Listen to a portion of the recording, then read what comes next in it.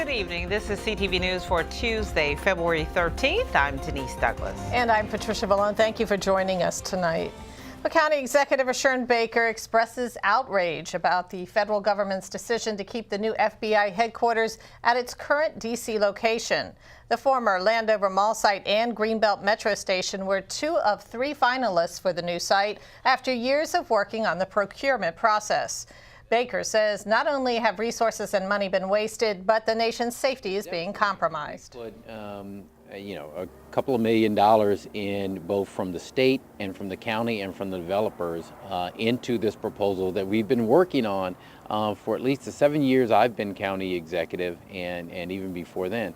To have all of that work go down the drain because the president woke up one morning and decided he didn't like the FBI is ridiculous. It's not in the best interest of the United States. It's not in the best interest of the men and women who work at the FBI, and certainly is not in the best interest of Marylanders, which many of federal workers are.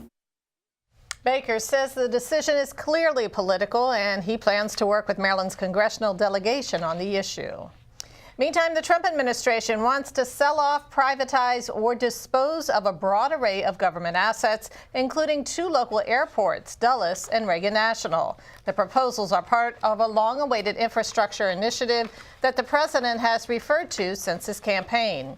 The $200 billion plan focuses on speeding up the permitting process by reducing environmental regulations. Trump also wants to overhaul the country's food stamp program, eliminate the expansion of Medicaid, and expand other requirements for low-income people on federal assistance.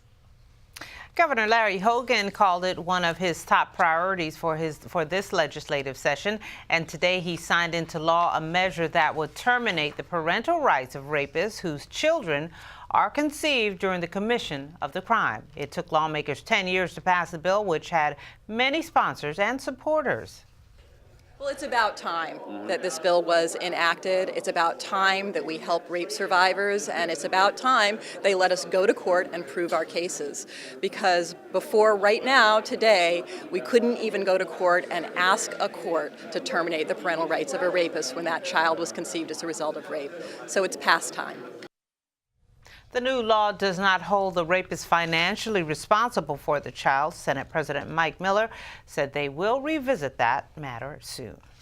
Police are asking for the public's help in finding a missing Tacoma teen from Tacoma Park. Now, according to police, 16-year-old Zion Court was last seen in the 700 block of Maplewood Avenue on Monday. He is 5 feet 7 inches tall, 160 pounds, with a thin build and brown eyes, as well as black hair that is cut short. Anyone with information on his whereabouts is asked to call 301-270-1100.